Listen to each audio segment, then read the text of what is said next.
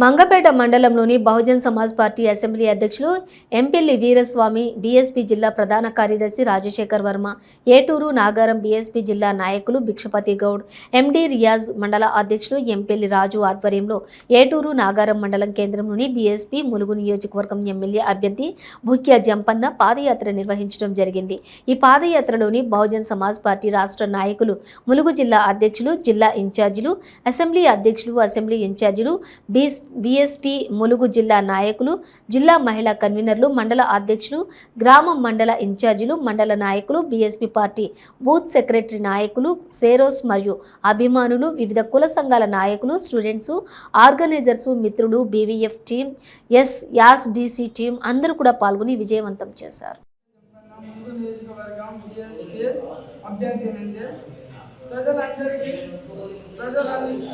ప్రజలందరికీ విజ్ఞప్తి ఏమని అంటే, ఒక్కసారి నాకు అవకాశం ఇవ్వండి. యువత రాజకీయంలో రావాలని అంటారు, కానీ యువత రాజకీయంలో వస్తే ప్రోత్సహించడం ఆపేస్తాను. ఒక్క అవకాశం ఇవ్వండి, నాకు అవకాశం ఇవ్వండి. ఎందుకని అంటున్నానంటే, మీరు ఇన్ని రోజులు టీఆర్ఎస్ పరిపాలన చూసిండ్రు, బీజేపీ పరిపాలన చూసిండ్రు, అదేవిధంగా కాంగ్రెస్ పరిపాలన చూసిండ్రు. ఈ పరిపాలన చూసి మీరు ఎంత మార్పు చెందింది, సమాజం ఎలా ఉన్నదో మీరు వీటి మీద చాలా నాకంటే ఎక్కువ మీకు అనుభవం ఉంటుంది. ఎందుకంటే ఎక్కడే గొంగలి వేసినట్టు అక్కడే ఉన్నట్టు ఇలా రోడ్లు అభివృద్ధి చెందలేదు, బడిలో అభివృద్ధి చెందలేదు, ఎటువంటి అభివృద్ధి కార్యక్రమాలు జరగలేదు మన దగ్గర.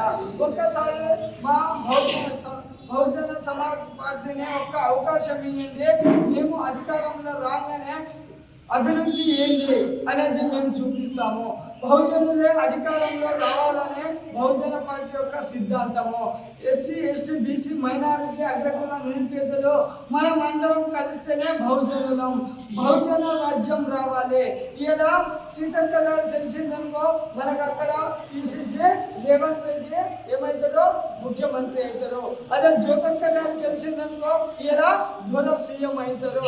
కానీ ఇలా ముఖ్య జంపన్న గెలిచిందనుకో, ఇలా ఎవరు అవుతారో బహుజన పార్టీ, బహుజన సిద్ధాంతం, బహుజనులు ఏమవుతాడో సీఎంగా అవుతాడు.